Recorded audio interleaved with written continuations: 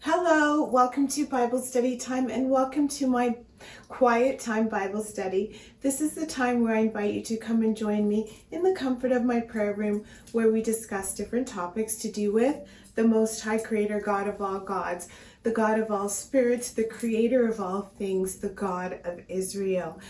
And I'm putting a pause on the 7 signs series. I wanted to share a little bit with you about what I'm doing in my quiet time. And as some of you guys know, I love ancient wisdom writings, and I research different books on this channel to do with the Apocrypha and extra canonical books, the Pseudepigrapha, Septuagint, and things of that nature. So I'm currently reading through some of those apocryphal books, and I wanted to read through one with you. Today I want to cover Bel and the Dragon, and I'm using my book here. Let me show you what it looks like. It's called the New Annotated Bible. It is the New Oxford Annotated Bible, and it is a New Revised Standard Version with the Apocrypha.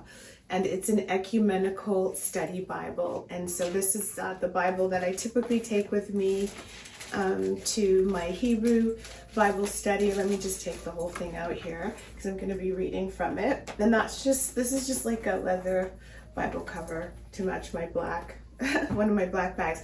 Anyway, so the book I want to read through is called Bel and the Dragon. But before I read through it, I wanted to share a little bit of history about it with you. In the actual Apocrypha, there are some different books, and there's a section of them which refers to some books as the additions to Daniel, meaning that they are additions to the book of Daniel that we have in the 66 book canon. So we have the prayer of Azariah and the song of the 3 Jews as one of the books. And then we also have Susanna as another book falling under the umbrella of those additions to Daniel. And then we have Bel and the Dragon, and I do believe there's another one. I think it's the prayer of Manasseh, but I could be wrong. No, it's just those 3: Susanna, Bel and the Dragon, and the prayer of those 3 boys. So what I wanted to read through with you today is Bel and the Dragon.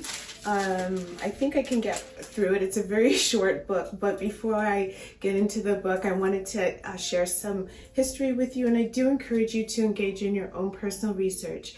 So Bel and the Dragon is one of several additions to the book of Daniel. The original book of Daniel ends after chapter 12. The extra material is found only in translations such as the Septuagint, but not the Masoretic text. Bel and the Dragon is a later addition, according to many scholars, likely derived from various legends and folk stories about Daniel. This non-canonical material includes chapter 13, known as the Song of the 3 Children, chapter 14, known as Susanna, and then chapter 15, which we're going to read today, known as Bel and the Dragon. And then the 15th chapter is a single narrative in 3 parts. So it says, according to the text of Bel and the Dragon, Daniel is honored above all others by the new Persian king Cyrus. The king asks Daniel why he does not worship the statue of Bel, to which the people have offered great quantities of food every day. Daniel replies that he does not worship false gods made with human hands, but only the living God. Cyrus claims that Bel is a living god, since all of the food offered to him disappears each night, eaten, he claims, by the idol, and Daniel repeats his belief that his God is superior to Bel. So before I continue reading the commentary about it, let's read through what this book actually says, and it's actually quite short. Let me just give my glasses a little bit of a clean here. They're a little bit foggy. Okay, so I am in, as I mentioned, the New Oxford Annotated Bible, and I'm on page 1577. And the book is titled Bel and the Dragon. It's an apocryphal book. It's one of those additions to Daniel. Okay, and so let's read. Okay. And I'm going to begin in chapter 1, verse 1. I think there's only one chapter. So let's read. And it reads, when King Ahasuerus was laid to rest with his ancestors, Cyrus the Persian succeeded to his kingdom. Daniel was a companion of the king and was the most honored of all his friends. Now the Babylonians had an idol called Bel. Let me just situate myself here one moment. Sorry about that. Now the Babylonians had an idol called Bel, and every day they provided for it 12 bushels of choice flour and 40 sheep and 6 measures of wine.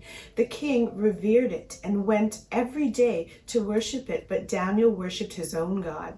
So the king said to him, why do you not worship Bel? He answered, because I do not revere idols made with hands, but the living God who created heaven and earth, and he has dominion over all living creatures. The king said to him, do you not think that Bel is a living God? Do you not see how much he eats and drinks every day? And Daniel laughed and said, do not be deceived, O king, for this thing is only clay inside and bronze outside, and it never ate or drank anything. Then the king was angry and called the priests of Bel and said to them, if you do not tell me who is eating these provisions, you shall die. But if you prove that Bel is eating them, Daniel shall die, because he has spoken blasphemy against Bel. Daniel said to the king, let it be done as you have said. Now there were 70 priests of Bel besides their wives and children. So the king went with Daniel into the temple of Bel. The priests of Bel said, see, we are now going outside. You yourself, O king, set out the food and prepare the wine and shut the door and seal it with your signet. When you return in the morning, if you do not find that Bel has eaten it all, we will die. Otherwise, Daniel, who is telling lies about this, will.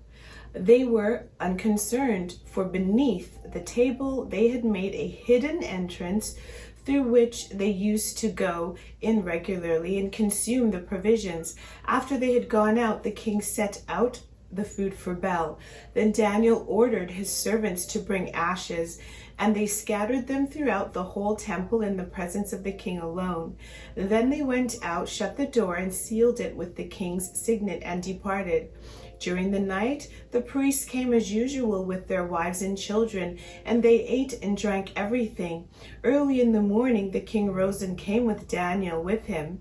The king said, are the seals unbroken, Daniel? He answered, they are unbroken, O king. As soon as the doors were opened, the king looked at the table and shouted in a loud voice, you are great, O Bel, and in you there is no deceit at all. But Daniel laughed and restrained the king from going in. Look at the floor, he said, and notice whose footprints there are. The king said, I see the footprints of men and women and children. Then the king was enraged, and he arrested the priests and their wives and children. They showed him the secret doors through which they had used to enter and consume what was on the table. Therefore the king put them to death and gave Bel over to Daniel, who destroyed it and its temple. Now, in that place there was a great dragon, which the Babylonians revered. The king said to Daniel, you cannot deny that this is a living God, so worship him. Daniel said, I worship the Lord my God, for he is the living God. But give me permission, O king, and I will kill this dragon without sword or club. The king said, I give you permission. Then Daniel took pitch, fat, and hair, and boiled them together, and made cakes, which he fed to the dragon. The dragon ate them and burst open. Then Daniel said, see what you have been worshiping? When the Babylonians heard about it, they were very indignant and conspired against the king, saying, the king has become a Jew. He has destroyed Bel and killed the dragon and slaughtered the priests.